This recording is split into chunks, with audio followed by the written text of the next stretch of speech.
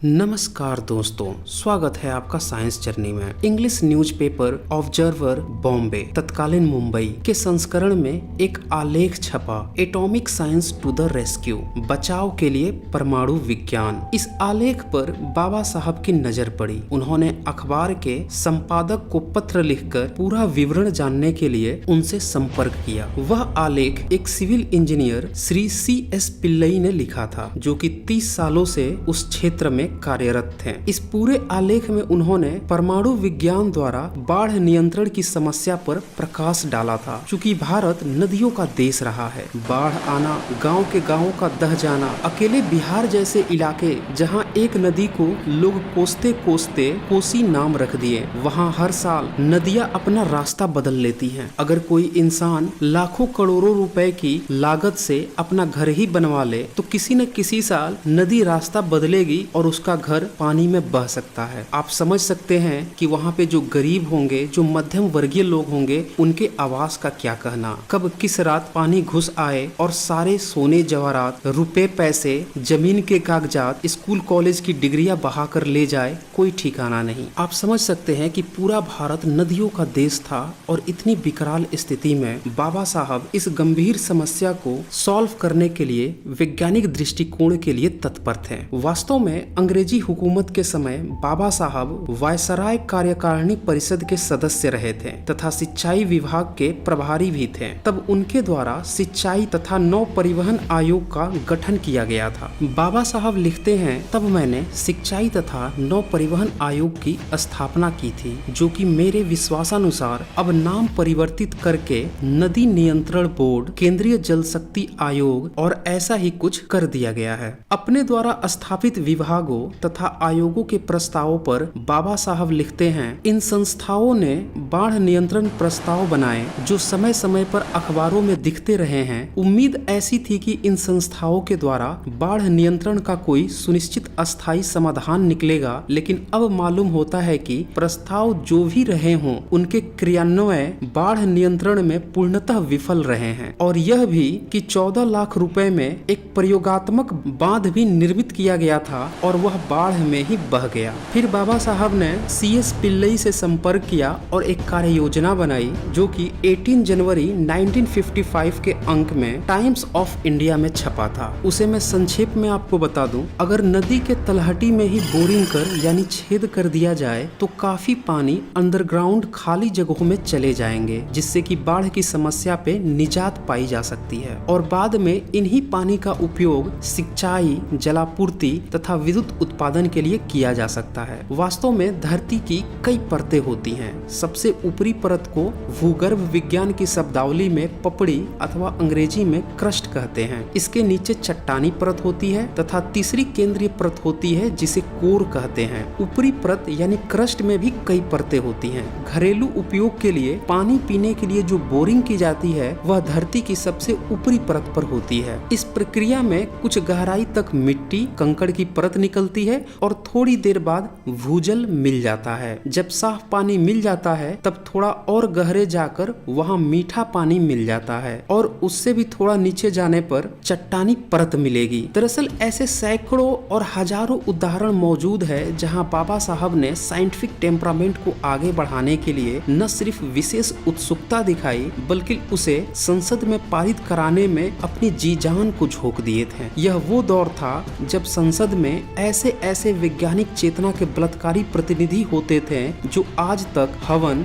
मंत्र गपोड़ना, चढ़ावा लेना, पूजा पाठ के अलावे बाकी सारी बातों को ही धर्म विरोधी समझते थे। और ये वही नेता थे जो आज तक अपने ईश्वर को खुश करके अपने इन्हीं कार्यों से बाढ़ पे भी नियंत्रण नहीं पा पाए थे। दरअसल ज्यादा लोगों की धारणा यह है कि बाबा साहब आजीवन सिर्फ जातिवाद के निवारण के लिए प्रयत्नशील रहे और उसी में व्यस्त रहे और आरक्षण के लिए ही संघर्षरत रहे। लेकिन इसी धारणा का अगर वास्तविक पहलू देखे तो धर्म के धंधेबाजों ने अगर सभी भारतीयों को बराबर हक दिया होता तो निश्चित ही बाबा साहब का समय बचता और वो जातिवाद लोगों को उनका हक दिलवाने, समाज सुधार की बजाय एक महान वैज्ञानिक होते। यह देश की विडंबना ही है कि एक वैज्ञानिक को अपनी नौकरी छोड़कर समाज सुधार में उतरना पड़ा। DS4 बामसेफ VSP का गठन करके सामाजिक व वह राजनीतिक आंदोलन खड़ा करना पड़ा जिसे दुनिया आज मान्यवर काशीराम के नाम से जानती है। वे डीआरडीओ के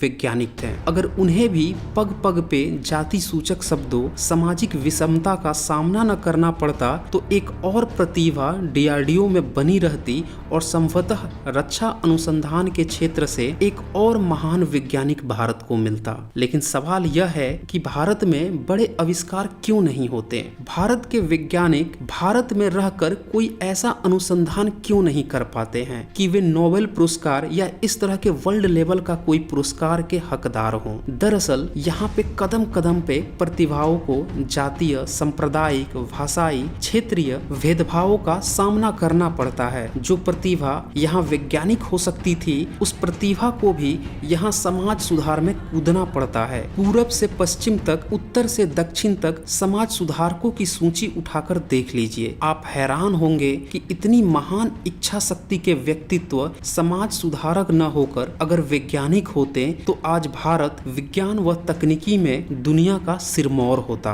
क्या कभी आपने सोचा है कि आपके हाथ में जो मोबाइल है, कंप्यूटर है, टैब है, यह किसने बनाया? इंटरनेट, बिजली, व्हाट्सएप, सोशल मीडिया, जीमेल, ये सब किसने बनाया? क्या कभी आपने सोचा है कि आपके बच्चे भी कुछ इस तरह का आविष्कार करें जो कि दुनिया के दूसरे देश के लोग भी इस्तेमाल कर सके, जबकि हो उल्टा रहा है। और भारत की राष्ट्र विरोधी ताकतें, जिन्हें धार्मिक ठेकेदार कहा जाता है, वह आधुनिक पीढ़ियों को अपनी ही तरह हरामखोर बनाने में जी जान से जुटी हुई हैं। आज तक एक माचिस की तीली न बना सके वह बच्चों को शिक्षा दे रहे हैं कि सारा विज्ञान ही धर्म ग्रंथों से निकला है और उनका बच्चा इसी में खुश है। सोशल मीडिया में दिन रात कमेंट छाप रहा है, लड़ रहा है लोगों से कि विज्ञान तो वेदों से ही टपका है। जो वैज्ञानिक टेम्परामेंट के लिए अभी एजुकेशनल सिस्टम है वो गलत है। पढ़ाई तो गुरुकुल में ही होनी चाहिए। सारी खोज ऋषि मुनि ही कर गए हैं। लड़ रहा है, गाली गलौज कर रहा है। क्या वह बच्चा कभी वैज्ञानिक बन सकता है? चाहे वो किसी भी जाति, धर्म, मजहब का हो। लेकिन ठेकेदारों ने शुरू से ही उसे ऐसी धार्मिक अफीम खिलानी शुरू कर दी। और जब यही बात पूरे 135 करोड़ लोगों पे लागू कर दी जाए तो क्या आप उम्मीद कर सकते हैं कि ये बच्चे वैज्ञानिक बनेंगे? आज जो खुद को राष्ट्रवादी बताते हैं, सीमा पे जवान मर रहे हैं, इसकी गाथा गाए जा रहे हैं, लेकिन क्या वो बताएंगे कि उन जवानों को लड़ने के लिए, उनकी सुरक्षा के लिए जो हथियार, जो उपकरण चाहिए वो कैसे बनेगा? वेद मंत्र पढ़ के बनेगा? अब तक कितना इनने बनाया है। आज चाहे गोला बारूद हो,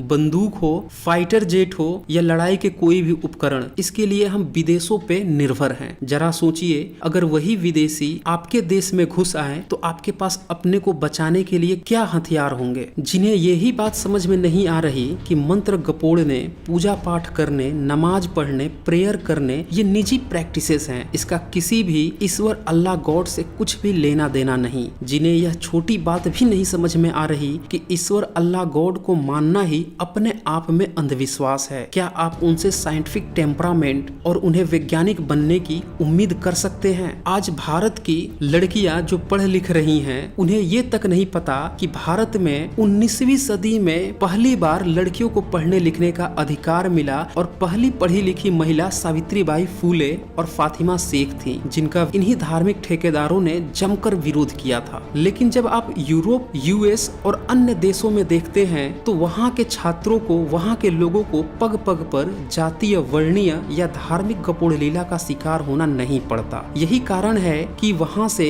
बहुतेरी प्रतिभाएं बाहर निकलती हैं। वहाँ पे ऐसा माहौल भी नहीं है कि वह अपनी प्रतिभाओं को हिंदू मुसलमान में फंसा दे। वहाँ के छात्रों को आगे बढ़ने का भरपूर मौका मिलता है। पिछले 72 सालों में भारत ने जो भी प्रगति की है उसका श्रेय भारत के संविधान निर्माता, शिल्पकार, बोधिसत्व बाबा साहब अम्बेडकर को ही जाता है। यह कितनी हैरानी की बात है कि एक वर्ग जो भारत के 90% जनता को हजारों सालों से हाशिए पे रखता आया, सारी औरतों को धर्म के नाम पर शिक्षा से 20वीं सदी तक दूर रखते आया, खुद को सर्वश्रेष्ठ बताने के लिए हजारों किताबों में डींगे हाँकते आया, उसकी भी अचीवमेंट वैश्विक स्तर पर शून्य है। चूंकि वह हजारों सालों से आगे रहा है तो कम से कम उसे ओलंपिक्स, नोबेल प्राइज या इसी तरह के विश्व स्तरीय प्राइजों में सबसे आगे होना चाहिए था। लेकिन वहाँ भी वह टाई फिश है। क्या वह अपने बच्चों के साथ नाइंसाफी नहीं कर रहा? क्योंकि इन सारे अचीवमेंट को पाने के लिए साइंटिफिक टेम्परामेंट की जरूरत होती है और वह उसी की ही हत्या कर देता है। यह कितनी हास्यप्रद बात है जिस सम्यक संस्कृति ने भारत को नालंदा, तक्षशिला, विक्रमशिला जैसे 70 से ज्यादा विश्व स्तरीय विश्वविद्यालय दिए, जिसके कारण भारत विश्व गुरु कहलाता था, उसी संस्कृति की हत्या करके भारतीयों को अनपढ़, अशिक्षित, नीच बनाकर गुलाम बनवा दिया गया। और यही वो लोग थे जो बाबा साहब के राष्ट्र निर्माण के सपनों की हत्या में जी जान से जुटे रहे हैं। नतीजा यह है, अब तक जितने भी नोबेल प्राइज मिले, चाहे वो 1930 का डॉक्टर चंद्रशेखर वेंकट रमन का हो, 1960 में डॉक्टर हरगोविंद खुराना का हो, 1983 में सुब्रमण्यम चंद्रशेखर का हो, या 2009 में वेंकट रमन राधा कृष्णन, टेक्निकल क्षेत्रों में यह नोबेल प्राइज कभी भी इनको भारत रहते हुए नहीं मिला। यहाँ तक कि अर्थशास्त्र के नोबेल पुरस्कार विजेता अभिजीत बनर्जी और अमर्त्य सेन भी भारत में रहते हुए यह पुरस्कार नहीं पा सके। ये सभी भले ही भारतीय मूल के हों, लेकिन भारत में अनुसंधान की कोई व्यवस्था न तब थी न अब है। हाँ, यही लोग जब दूसरे देशों में गए तब इनका टैलेंट सबके सामने आया, क्योंकि वहाँ पे इस तरह की माहौल बनाई गई है। आज भी ऐसे कई प्रतिभाएं ऊंचे ओहदों पर विदेशों में काम कर रही है। जरा सोचिए, ये प्रतिभाएं भारत में क्यों नहीं काम कर रही है? क्योंकि आपने कभी भारत में ऐसा इन्वायरमेंट ही नहीं बनाया। आपने अपने बच्चों को दिन रात हिंदू मुसलमान एक दूसरे का विरोध करना, इसी में उलझा कर रख दिया। कभी न तो आप खुद आगे बढ़े और न ही दूसरों जो पिछड़े हैं, जो दलित हैं, उनको भी आगे बढ़ने की कोशिश किए। संविधान लोकार्पित करते समय बाबा साहब ने कहा था, जातियां राष्ट्र विरोधी तत्व हैं। आज राष्ट्रवाद की दुदुम्भी बजाने वालों के लिए यह दिशा निर्देश संदेश है कि जातियां राष्ट्र विरोधी ही तत्व हैं। एक देश, एक राष्ट्र, एक भाषा, एक धर्म का नारा लगाने वाले का मुंह सड़ा हुआ सा बन जाता है जब कोई साथ में यह नारा लगा दे कि कास्ट भी एक ही होनी चाहिए। आओ रोटी बेटी का भी संबंध बनाएं। ऐसा लगता है जैसे उनकी लुटिया ही डूब गई, सारा पाखंड ही धुल गया। आपको याद रखना होगा, बाबा साहब का कथन है, जब तक जातिवाद मजबूत है, राष्ट्र मजबूत नहीं हो सकता। अगर राष्ट्र निर्माण करना है तो जातिवाद को खत्म ही करना होगा। दरअसल बाबा साहब का लाइफ इस तरह है कि उनके किसी भी हिस्से को टच करे, ज्ञान, संघर्ष और आगे बढ़ने की अकूत प्रेरणा मिलती है। अगर कोई मेरी पर्सनल राय जानना चाहे तो मैं आज से 2500 साल पहले जो बुद्ध का नास्तिकता में स्थान था, 2300 साल पहले सम्राट अशोक का स्थान था, वही स्थान 20वीं सदी में बाबा साहब के लिए है। हम 21वीं सदी के लोगों को इस बात का गर्व है कि हमसे जस्ट पहले 20वीं सदी में बाबा साहब रहे थे, जिन्होंने डंके की चोट पे भारत के 90% जनता और समस्त भारतीय औरतों को उनका अधिकार दिलाया था। जब वह संविधान की रचना कर रहे थे